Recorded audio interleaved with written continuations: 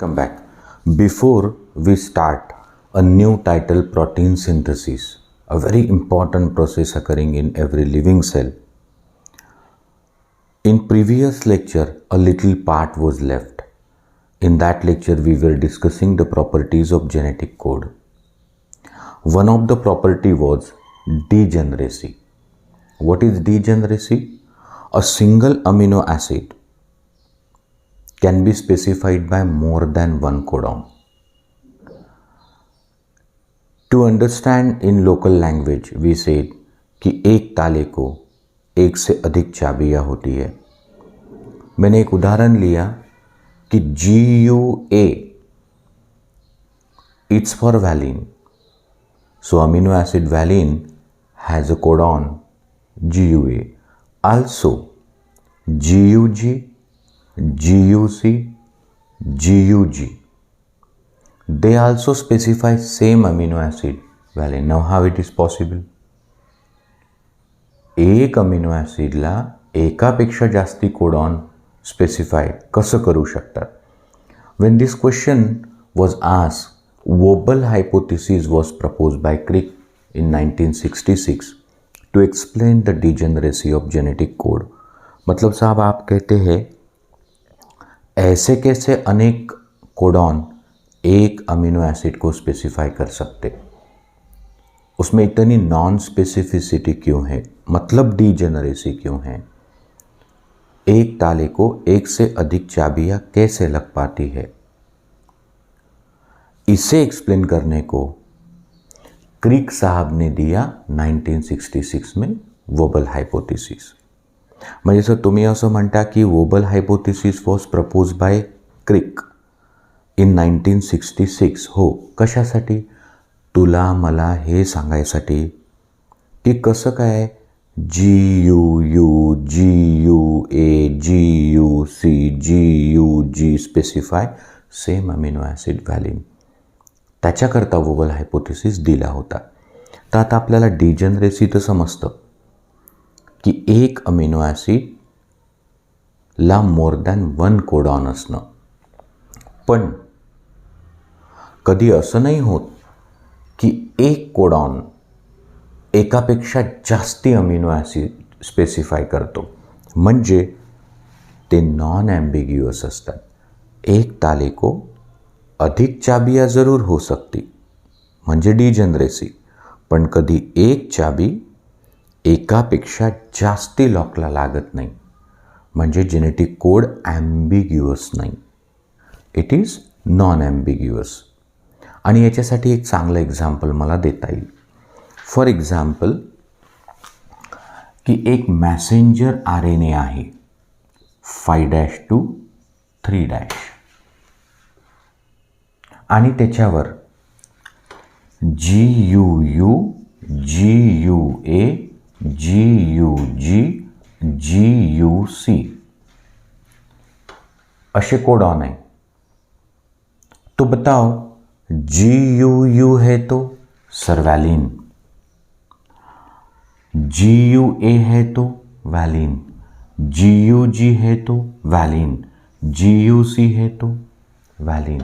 तुमच्या मनात काही डाऊट आहे का? नाही सर, तुम्हीच सांगितलं की GUU वॅलिन, GUA वॅलिन, GUG वॅलिन, GUC वॅलिन.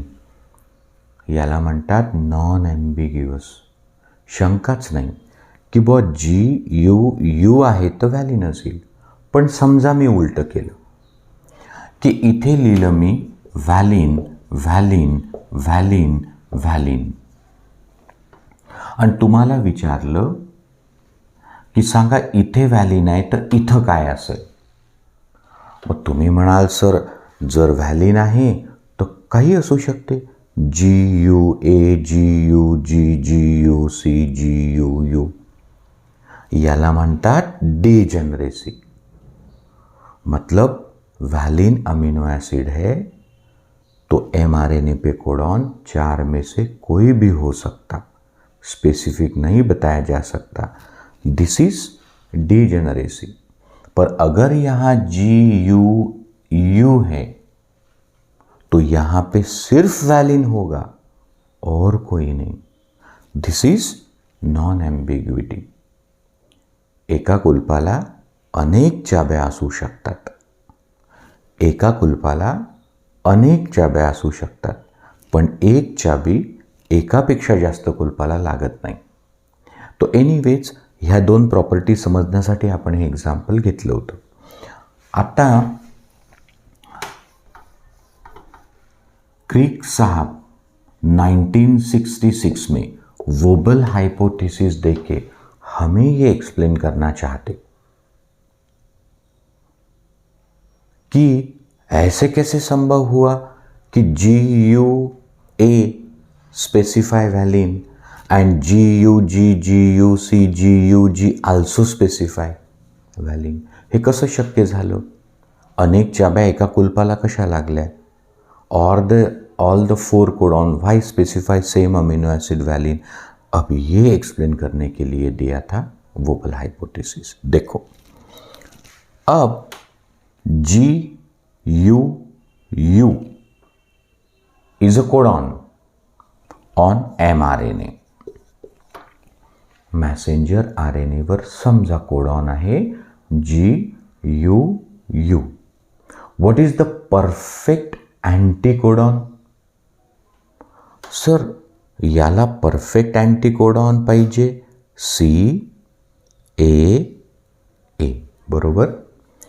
G pairs to C triple bond, U pairs to A double bond, U pairs to A double bond.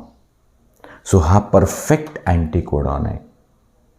End ये जो tRNA है जिसके पास एंटीकोडॉन है CAA, इसने क्या लटका के लाया? वैलिन. याचा अर्थ कि GUU इसका परफेक्ट एंटीकोडॉन है CAA, वो लटका के लाता है वैलिन. सुनो, how many codons are there in the dictionary of genetic code for 20 amino acid? तो someone will raise the hand and will answer in the class कि सर आपका सवाल है कि 20 अमीनो एसिड के लिए वास्तव में जो डिक्शनरी है उसमें कितने कोडॉन्स है? तो answer is 64. Now, are all 64 codon meaningful? No, sir. We know 3 codons which are meaningless. They do not specify any amino acid out of 64. Which are those 3 codon that are nonsense codon and do not specify any amino acid? Sir, it is UAA occur, UAG amber, UGA opal. तो अगर 64 codon dictionary में है और 3 useless है तो फिर भी meaningful कितने रहते? तो sir for 20 amino acid there are 61 meaningful codon. तो भाई मेरे 20 एमिनो एसिड के लिए 61 कोडॉन फिर भी तो है. म्हणजे 20 कुलपांसाठी 61 चाब्या आहे. याचा अर्थ हे पक्का आहे की एका कुलपाला जास्त चाब्या तर असतीलच. अब देखो, ये जो 61 मीनिंगफुल कोडॉन है फॉर 20 अमीनो एसिड, तो एक कोडॉन के लिए चाहिए एक परफेक्ट एंटीकोडॉन. Is it? हो सर, कोडॉनसाठी परफेक्ट एंटीकोडॉन पाहिजे. समजा AUG कोडॉन असेल तो UAC एंटीकोडॉन तर लागेलच. तो यदि 61 कोडॉन है सारे मीनिंगफुल, तो उन्हें ट्रांसलेट करने को, डिकोड करने को, क्रैक करने को परफेक्ट एंटीकोडॉन कितने लगेंगे? सर 61 एंटीकोडॉन लगेंगे. म्हणजे मी काय म्हटलं की जेनेटिक कोडच्या डिक्शनरीत 64 कोडॉन आहे, पण त्यातले 3 मिनिंगलेस आहे. म्हणजे 61 कोडॉन आहेत 20 अमिनो ॲसिडला. मग 61 कोडॉन वाचण्यासाठी 61 अँटीकोडॉन तर लागतील की नाही. जसं हा कोडॉन आहे तर याला वाचण्यासाठी परफेक्ट अँटीकोडॉन लागेल. तो एकासाठी एक अँटीकोडॉन, तर 61 कोडॉन वाचण्यासाठी लागतील 61 अँटीकोडॉन. बरं सांगा बरं, 61 कोडॉन ट्रान्सलेट करण्यासाठी 61 अँटीकोडॉन तर पाहिजे. अँटीकोडॉन किस पे रहता सर? tRNA.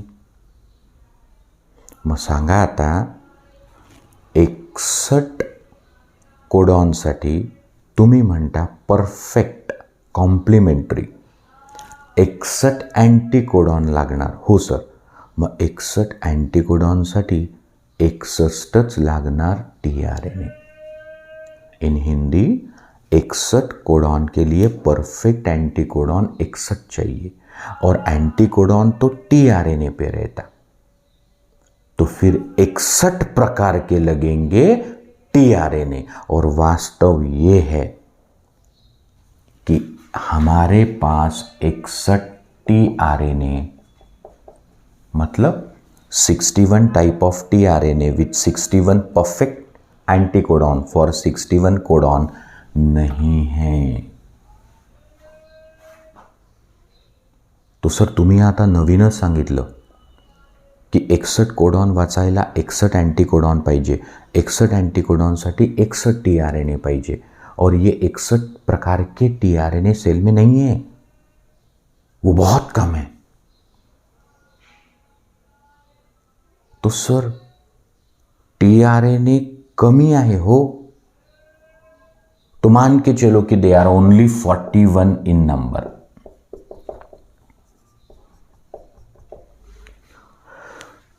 म्हणजे 61 कोडॉन्स के लिए 61 एंटीकोडॉन चाहिए थे. पर दुर्भाग्य कि हमारे पास 41 प्रकार के ही tRNA है, मतलब 41 प्रकार के ही एंटीकोडॉन है. तो सर मग परफेक्शन नहीं येणार. मैं आपको उदाहरण दूंगा इस बात को एक्सप्लेन करने के लिए, आपको दिक्कत नहीं जाएगी. Try to concentrate. हमारी गाड़ी कहाँ फंसी है सर? गाड़ी यहाँ फंसी है कि 61 चाहिए थे हमको एंटीकोडॉन, मतलब 61 चाहिए थे tRNA. वो नहीं है, वो 41 है. और 41 tRNA का दायित्व बनता है, फर्ज बनता है कि वो 61 कोडॉन को पढ़े. म्हणजे कमी tRNA आहे, म्हणजे कमी आहे अँटीकोडॉन्स. आणि कमी अँटीकोडॉनपासून जास्त कोडॉन वाचायचे आहे. तो tRNA जिसको लटका रहता अमीनो एसिड, उनकी संख्या कम है और कोडॉन की संख्या ज़्यादा है. तो ज़रूर ये होगा कि एक tRNA जिसको लटका है एक अमीनो एसिड, वो फिर एक से ज़्यादा कोडॉन को पढ़ेगा. और अगर ऐसा हुआ तो हर जगह पेयरिंग परफेक्ट नहीं होगा. पहली 2 जगह codon end anticodon, the first 2 places of codon and anticodon will be complementary, but the third place will be vowel. चला लिया गया उसको. और तभी संभव है एक tRNA से एक से अधिक कोडॉन को ट्रांसलेट करना. 41 अँटीकोडॉन घेऊन 61 कोडॉनला वाचणं, कम tRNA से ज़्यादा कोडॉन को पढ़ना तभी संभव होगा जब आप उनको थोड़ा रिलैक्सेशन देंगे. परफेक्शन की अपेक्षा नहीं करोगे. मैं आपको उदाहरण देता. उदाहरण ये है, और देखो मेरे उदाहरण पे आप ध्यान रखो, उससे समझने में आसानी होगी. उदाहरण हे आहे की समजा एक कोई बड़ा अफसर है, say instance DM, district magistrate, collector, IAS. मग एक कलेक्टर साहेब आहेत आणि समजा त्यांना एक ड्रायव्हर पाहिजे आहे, एक गार्ड पाहिजे आहे, एक कुक पाहिजे आहे आणि एक PA पाहिजे आहे. म्हणजे एका कलेक्टर साहेबांना एक ड्रायव्हर, एक गार्ड म्हणजे बॉडीगार्ड, एक कुक आणि एक पाहिजे PA. तो अब अगर मैं ये कहूँ कि कलेक्टर साहब को कितने कर्मचारी चाहिए? 4. कि एक परफेक्ट ड्राइवर हो, एक परफेक्ट कुक हो, एक परफेक्ट बॉडीगार्ड हो, एक परफेक्ट PA हो, अशी अपेक्षा आहे. पण समजा एकच कर्मचारी असेल, कलेक्टर साहब को अपेक्षा तो एक अच्छे ड्राइवर से है, मतलब उनके पास एक अच्छा ड्राइवर हो, एक गार्ड हो, एक कुक हो, एक PA हो. पण प्रॉब्लेम काय झाली की त्यांच्याकडे एकच कर्मचारी है. अब उसी को ड्राइवर भी बनना है, उनकी रक्षा भी करनी है, उनका फूड भी कुक करना है और उनके शेड्यूल्स भी मेंटेन करना है. म्हणजे एकाच माणसाला गाडी चालवायची आहे, त्यांची रक्षाही करायची, त्यांचा स्वयंपाकही करायचा आणि त्यांचं शेड्यूलही मेंटेन करायचं आहे. अब वो जो एक कर्मचारी है, समझो वो ड्राइवर है, तो ड्राइवर कहेगा कि मैं ड्राइविंग का काम परफेक्ट जानता हूं, वो मेरा ट्रेनिंग है, मेरी एलिजिबिलिटी है. पण सर तुम्ही माझ्याकडूनच गार्डचं काम करताय, माझ्याकडूनच स्वयंपाक करताय, माझ्याकडूनच तुमचं शेड्यूल मेंटेन करताय, तर ह्या कामात मी कसा आहे? कच्चा, परफेक्शन नाही, मी ट्रेंड नाही. तर कलेक्टर साहेब म्हणतील की बा कर्मचारी कमी आहे, तू जरी परफेक्ट ड्रायव्हर असेल तरी तूच माझं फूड बनव, तूच माझं रक्षण कर, तूच माझं शेड्यूल मेंटेन कर. तर तो म्हणेल मी करतो ना, पर परफेक्शन की आशा मत करना. और इसीलिए काम कितने हैं? 4 और आदमी कितना है? 1. म्हणजे कामं किती आहे? 4. माणूस किती आहे? 1. तर तो एका कामात परफेक्ट असेल, पण त्याच्याकडून तुम्ही अजून 3 कामं करता तर त्यांना थोडंसं इग्नोरही करावं लागेल चूक झाली तर. मग त्यांनी म्हटलं हो चालेल. ऐसे ही प्रॉब्लम यहाँ आ गई. जैसे यहाँ काम कितने हैं? 4 काम आहेत आणि माणूस किती आहे? 1. तसं कोडॉन किती आहेत? 4. GUA, GUG, GUC, GUG किती कोडॉन आहे? 4. मग या 4 कोडॉनला परफेक्ट अँटी कोडॉन किती लागतील? तो सर 4 कोडॉनला 4 अँटी कोडॉन लागतील. म्हणजे 4 कामं करायला 4 माणसं लागतील, परफेक्टच पाहिजे तर. मग GUA साठी काय लागेल?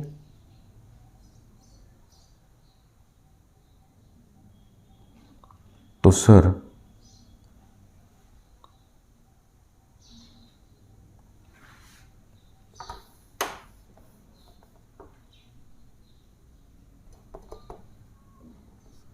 GUU, GUG, GUC, GUA.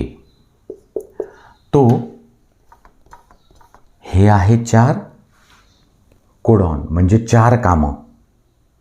आणि 4 कामं करायला 4 परफेक्ट माणसं कोणते लागतील? तो CAA, CAC, CAG आणि CAU. सो काम है 4, उसे परफेक्ट करने को लोग लगेंगे 4.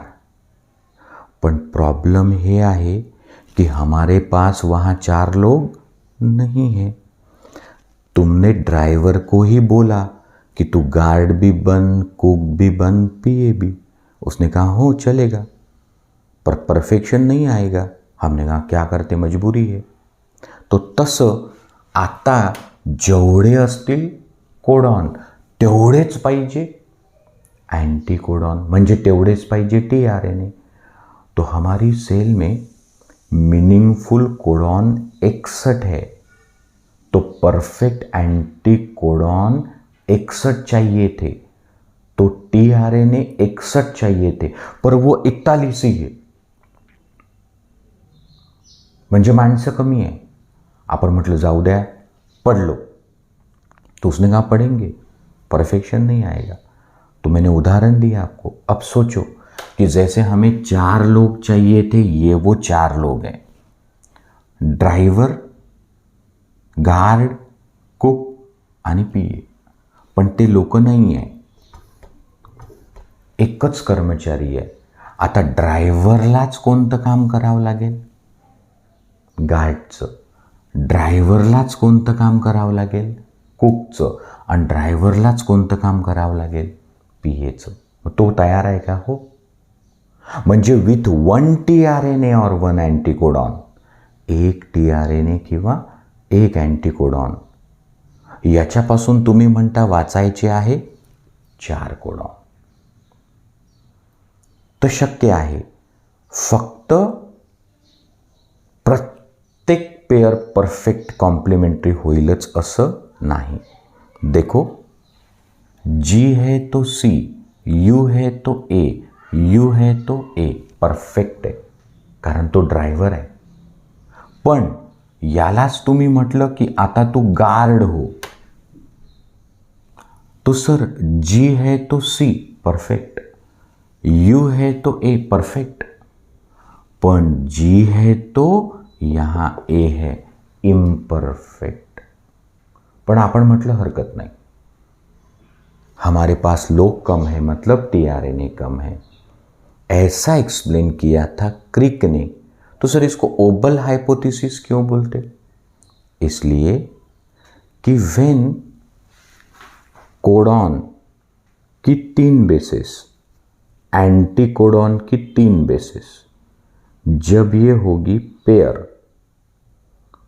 कोडॉन आणि एंटी कोडॉनच्या 3 बेसिस जेव्हा होतील पेयर, तेव्हा तुमच्याकडे परफेक्ट अँटी कोडॉन कमी आहे. तर तुम्ही म्हटलं की पहली base of codon anti codon perfect, दूसरी परफेक्ट, तीसरी नहीं भी पेयर हुई तो चलने दो, स्वयंपाक नहीं येऊ दे, प्रोटेक्शन नहीं होऊ दे, शेड्यूल नहीं मेंटेन होऊ दे, पण बहुत माणसं कमी है.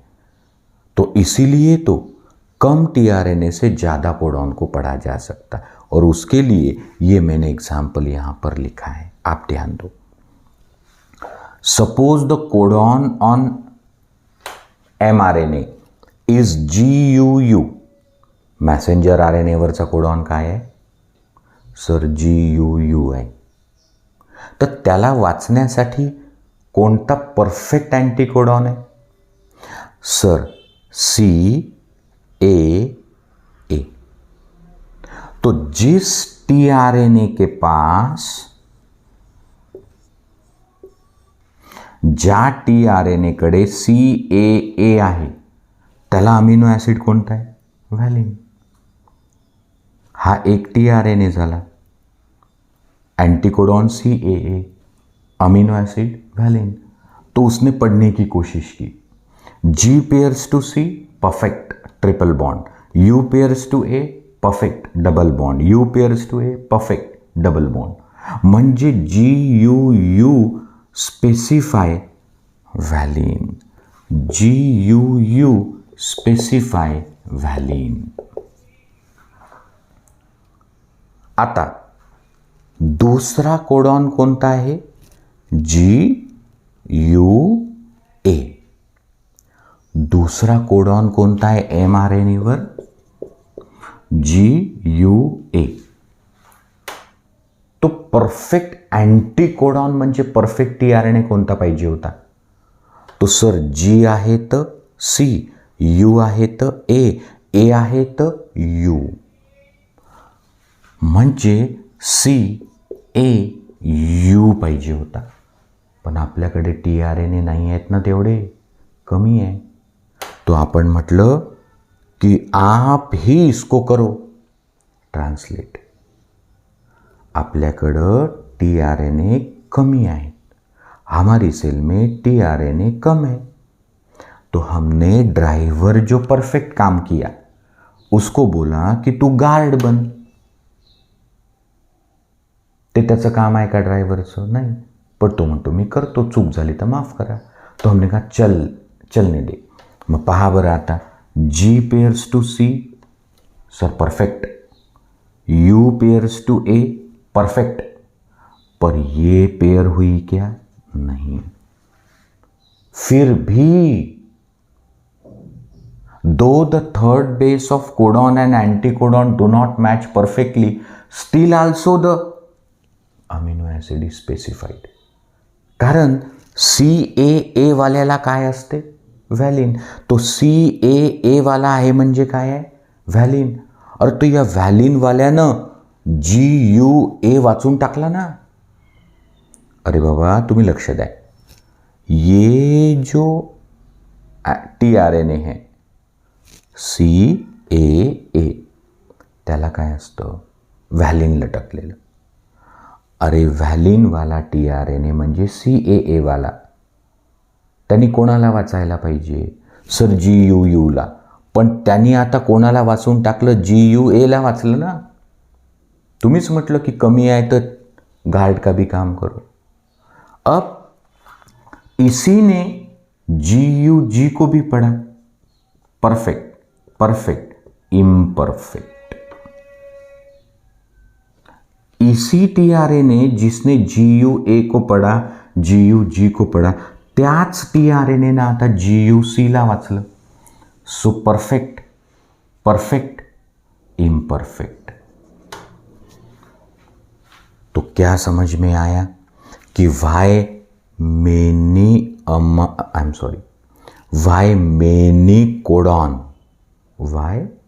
many codon specify same amino acid. Why there is degeneracy? एका कुलपाला जास्त चाब्या का आहे? तो सर इसका कारण पता चला कि 61 प्रकार के कोडॉन के लिए 61 प्रकार के tRNA नहीं है. जैसे 4 काम करने के लिए 4 व्यक्ति नहीं है. एक व्यक्ति ने चारों काम किए तो उसका एक काम परफेक्ट हुआ और बाकी इम्परफेक्ट. और इसीलिए क्रिक साहब कहते कि क्या सवाल पूछा आपने कि why many codon specify same amino acid. तो लो जवाब ये है कि because there are less number of tRNA, less number of anticodon, when the 3 bases of codon and anticodon pair, the pairing is perfect, compulsorily expected. म्हणजे जेव्हा codon आणि अँटीकोडॉनचं होते पेअरिंग, तेव्हा अपेक्षा काय आहे की बा 2 पेअर परफेक्ट असल्या तरी चालते. जैसे पुलिस भर्ती है और आशा है कि 4 मिनट में 800 मीटर दौड़ना चाहिए. तो 4 लोग हैं, वो चारों लोग 4 मिनट में 800 मीटर दौड़ के आए, perfect, eligible to be a police. फिर 11 फीट लॉन्ग जंप मारनी चाहिए. 4 लोग हैं, चारों ने 11 फीट जंप मारी, परफेक्ट है, चलो. तीसरी आशा है कि 4 फुट हाई जंप मारनी चाहिए. तो सर ते 4 लोक होते पोलीस बनायला आलेले, ते 800 मीटर 4 मिनिटात धावले सर. मग 4ही पास झाले. 11 फूट लांब उडी मारली, 4घांनी मारली, 4ही पास झाले. आता त्यांना उंच उडी मारायला लावली तर एकानं मारली 4 फूट, मतलब 48 इंचेस हाई जंप. तो एक ने मारी और जो बचे 3 थे वो 47 इंच हाई जंप मार सके, 1 इंच कमी. पण जाऊ द्या ना, फिर भी उनका कर लो सिलेक्शन. तसं हे कसं आहे, परफेक्ट. तो इथं हे आता पहा, 2 जगह परफेक्ट है ना, चलने दो. 2 जगह परफेक्ट है, चलने दो. 2 जगह परफेक्ट है, चलने दो. म्हणजे एकाच TRNA, इकॉनॉमी इन TRNA, कमी TRNA मध्ये जास्त translation. With a single anticodon you are translating 4 codon. With a single person you are doing 4 job. और इसीलिए तो many codon specify 1 amino acid. हे एक्झाम्पल लक्षात ठेवा तुम्ही की GUU याला परफेक्ट CAA आहे, पण GUA, GUG, GUC इनके लिए एंटीकोडॉन हमारे पास, TRNA हमारे पास नहीं थे. हमने इसी को बोला भाई तुम ही इनका कर लो ट्रांसलेशन. तो उसने कहा करूँगा, पर कुछ गलतियां माफ़ करना. तो हमने ये गलती माफ़ कर दी. तो सुनो अब, when there is a pairing between the 3 bases of codon and anticodon, if there is perfect pairing at first 2 places and if not perfect at 3rd place, still the required amino acid is specified. म्हणजे 3 अक्षर कोडॉनचे अँटीकोडॉनचे जेव्हा pair होतात तेव्हा फक्त 2 ठिकाणी perfect pair झालं तरी चालते. सर इसका मतलब तो ये हुआ कि ये जो 61 कोडॉन्स है,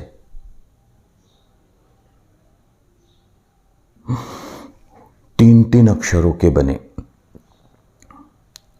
तो उसमें पहले 2 अक्षर को ही मीनिंग है. हाँ, तीसरा तो कुछ भी रहा तो चल गया, बिल्कुल चल गया, कारण तिसरे तो पेयरिंग होतच नाही. और ये जो पेयरिंग रहता है ना, इसको ओबल बोलते, अस्पष्ट, धूसर.